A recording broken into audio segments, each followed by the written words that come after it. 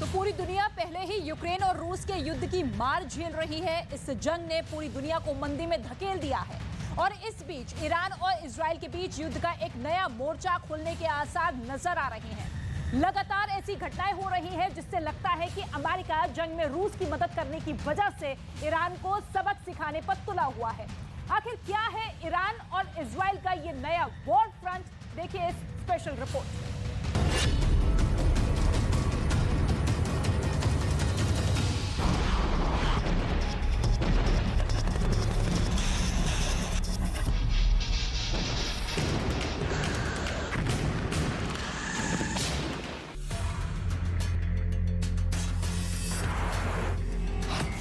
दुनिया में शुरू होने वाला है यूक्रेन युद्ध से भी बड़ा युद्ध, युद्ध नंबर 2।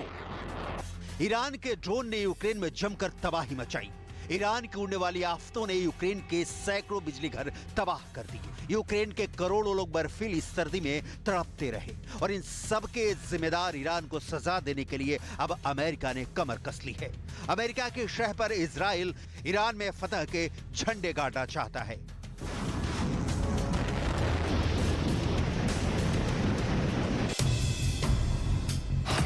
लेकिन अब ईरान ने भी कर दिया है ऐलाने जंग। ईरान ने इजराइल को एक ऐसी धमकी दी है जिसमें मैसेज एकदम लाउड एंड क्लियर है।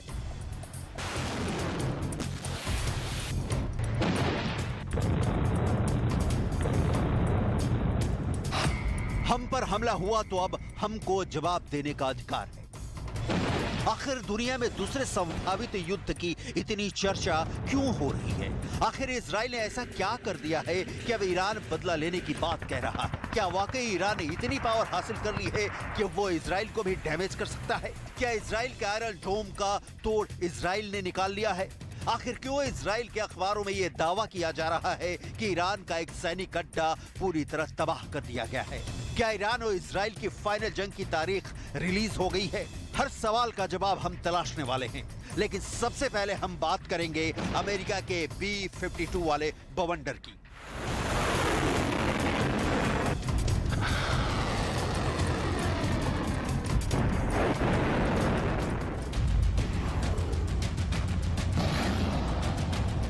ये अमेरिका के परमाणु बम वर्षक B-52 की तस्वीरें हैं। पिछले साल नवंबर के महीने में परमाणु बम बरसाने में सक्षम अमेरिका का ये बम वर्षक B-52 ईरान की सीमा के बहुत नजदीक पहुंच गया था।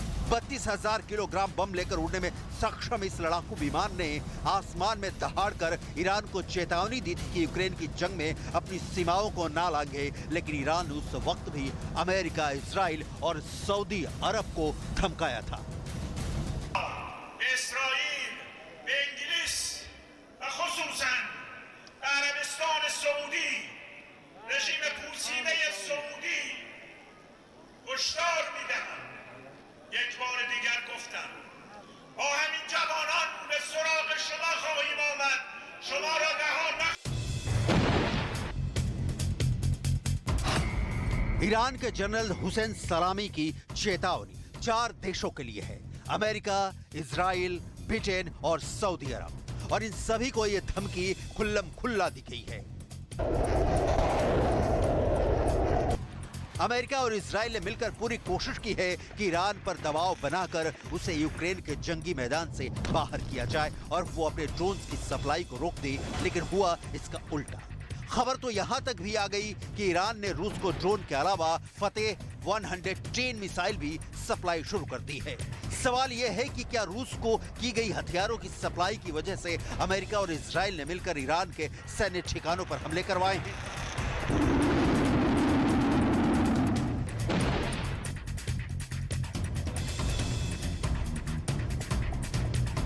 इसका जवाब भी ईरान की प्रतिक्रिया में ही मिलता है। ईरान का दावा है कि 28 दिसंबर की रात करीब 11:30 बजे ईरान के इस्फहान शहर में इजराइल ने ड्रोन से 3 हमले किए और ये तीनों हमले इस्फहान की मिलिट्री फैक्ट्री पर किए गए।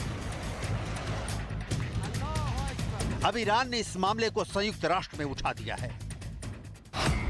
ईरान के राजदूत अमीर सैद इरावनी द्वारा हस्ताक्षरित पत्र में लिखा गया है कि प्रारंभिक जांच से पता चलता है कि इस हमले के लिए इजराइल का शासन जिम्मेदार था। लेकिन वेस्टर्न मीडिया रिपोर्ट्स में यह दावा किया गया है कि हम पर हमला हुआ है, इसलिए अब हमें भी जवाब देने का अधिकार है।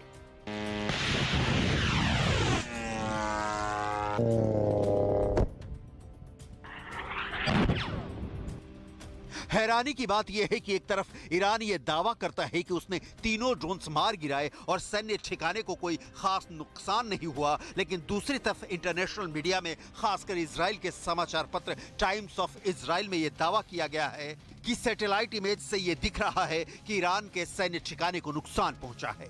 सवाल यह है कि एक तरफ इजराइल के अधिकारी यह जवाब देते हैं कि उनके द्वारा ईरान पर कोई हमला ही नहीं किया गया है, लेकिन दूसरी तरफ ईरान के अखबारों में यह दावा किया जाता है कि ईरान के सैन्य ठिकाने को जबरदस्त नुकसान पहुंचा है। अगर देखा जाए तो जब से बेंजामिन नेतन्याहू ने दोबारा सत्ता संभाली है, इजराइल के दुश्मनों की शामत आ चुकी है।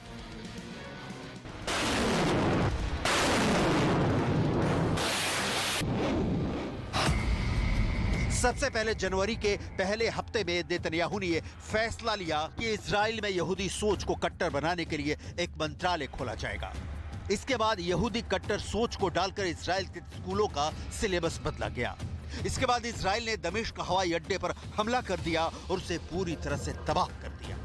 जनवरी के आखिरी हफ्ते में इजरायली सेना ने वेस्ट बैंक में हमले करके 9 फिलिस्तीनियों को मौत के घाट उतार दिया। इसके अलावा गाजा पट्टी पर इजराइल की वायुसेना ने हवाई हमला भी किया और अब ईरान के अंदर हुए हमले का आरोप भी इजराइल पर लग रहा है। तो क्या ईरान के खिलाफ कार्रवाई भी बेंजामिन नेतन्याहू ने इसी अभियान का कोई हिस्सा है? बड़ी बात यह है कि इस्फहान वो शहर है जहां ईरान की एयरफोर्स का बहुत बड़ा बेस है।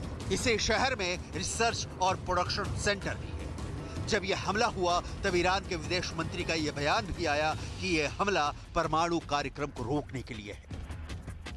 اقدام بزدلانه امروز انجام شده. دستگاه امنیتی ما با اقتدار در راستای تأمین حداکثری امنیت ملی کشور عمل می‌کنند و چنین اقداماتی نمیتونه تأثیری در اراده و نیت متخصصین ما برای پیشرفت‌های هسته‌ای صلح آمیز بر جای بگذاره.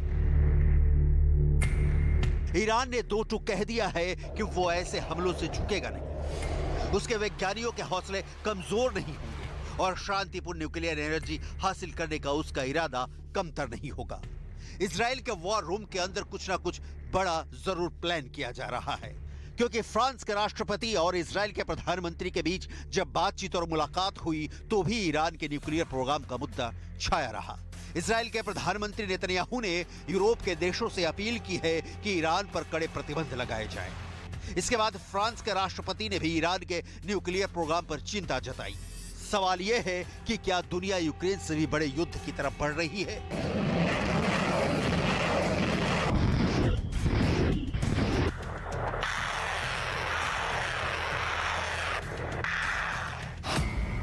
क्योंकि अगर बात ईरान और इजराइल की मिलिट्री ताकत की करें तो ईरान के पास 541 एयरक्राफ्ट है तो इजराइल के पास 601।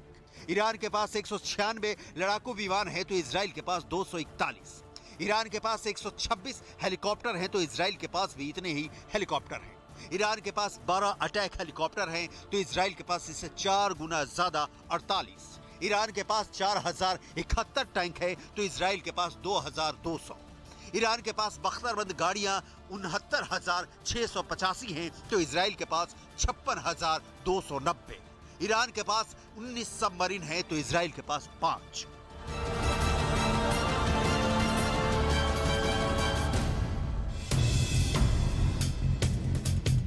आसमानी ताकत के लिहाज से ईरान से कहीं आगे इजराइल है तो कई मायनों में ईरान भी कम नहीं है, क्योंकि अमेरिका भी ये कह चुका है कि मिडिल ईस्ट में सबसे ज्यादा मिसाइलें ईरान के पास हैं।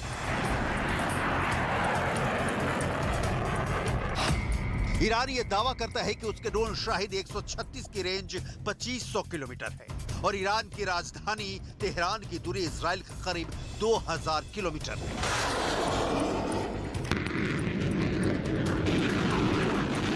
लेकिन सवाल है कि क्या वाकई में इजराइल के अंदर घुसकर हमला कर पाना आसान है?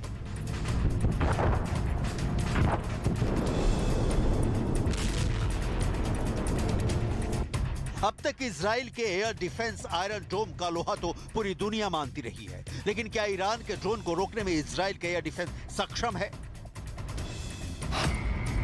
साल 2022 अगस्त के महीने में फिलिस्तीन के आतंकी गुटों की तरफ से इजराइल पर 600 रॉकेट दागे गए थे। आयरन डोम ने फिलिस्तीन के 582 रॉकेट नष्ट कर दिए, लेकिन 18 रॉकेट इजराइल के इलाके में गिरने में कामयाब रहे। यानी आयरन डोम इस बार 97% तक प्रभावी रहा।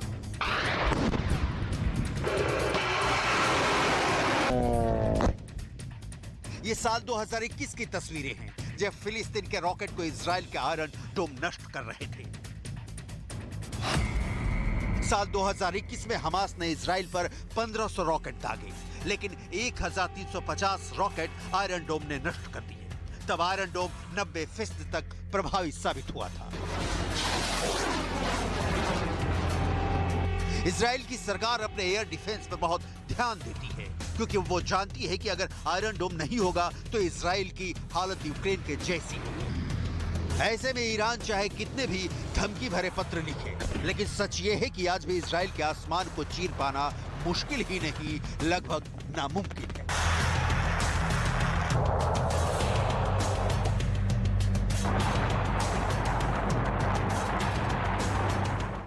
न्यूज़ 18 इंडिया की web series FIR number 208 streaming now.